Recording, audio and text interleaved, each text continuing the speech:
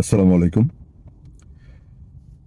সড়ক দুর্ঘটনায় জালকুড়িতে ছাত্রদল ও যুবদলের দুইজন খুবই সম্ভাবনাময় বা খুবই কম বয়সী দুজন নেতা মারা গেলেন। খুবই দুঃখজনক। আব্দুল কাদির ও মাসুম, তাদের বিদেহী আত্মার মাগফিরাত কামনা করছি এবং সুখ সন্তপ্ত পরিবারের প্রতি জানাই সমবেদনা। আসলে জীবনটাই এমন, কখন কে কিভাবে চলে যাব এটা তো বলা যায় না। গত 2 সপ্তাহ আগে আমিও ছোটখাটো একটা দুর্ঘটনায় পতিত হই এবং আমার গাড়ির অনেক ক্ষতি হয়। 2 সপ্তাহ গাড়ি ছিল ওয়ার্কশপে, আজকে নিয়ে এসেছি। তো যাই হোক, জীবন থেমে থাকে না।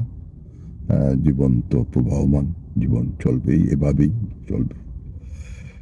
তো এর মধ্যে আবার কিছু সুসংবাদও পেলাম, ভালো সংবাদও পেলাম।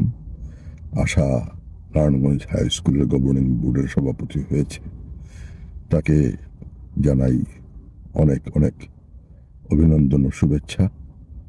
এবং মাসুদুজ্জামান মাসুদ, সে ক্রীড়া বোর্ডের পরিচালক নির্বাচিত হয়েছেন, তার জন্য তার প্রতি রইল অনেক অনেক অভিনন্দন, শুভেচ্ছা ও শুভকামনা। এর মধ্যে সামাজিক যোগাযোগ মাধ্যমে দেখলাম নারায়ণগঞ্জ সিটি কর্পোরেশনের সাবেক মেয়র ডাক্তার সেলিনা হায়াত আইভি মুক্তি পেয়েছেন এবং সেই মুক্তিকে কেন্দ্র করে অনেকেই অনেক কথা বলেছেন, পক্ষে বিপক্ষে অনেক কথা বলেছেন।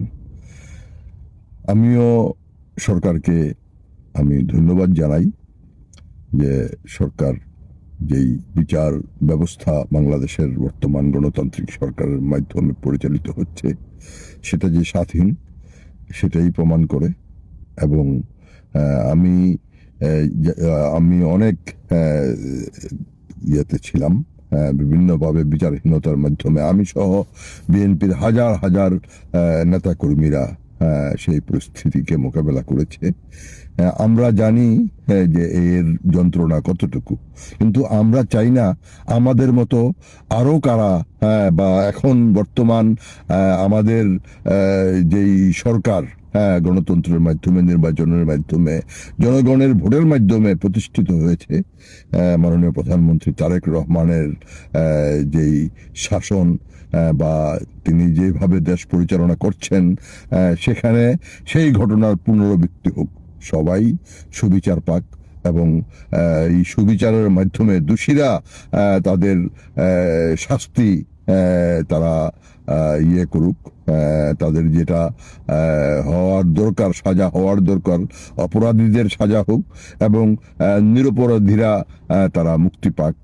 আমরা চাই না যে আমাদের শাসন আমলে কোনো নিরপরাধী যেন কষ্ট না পায় বা বিভিন্নভাবে বিচারহীনতার মাধ্যমে সে যেন তার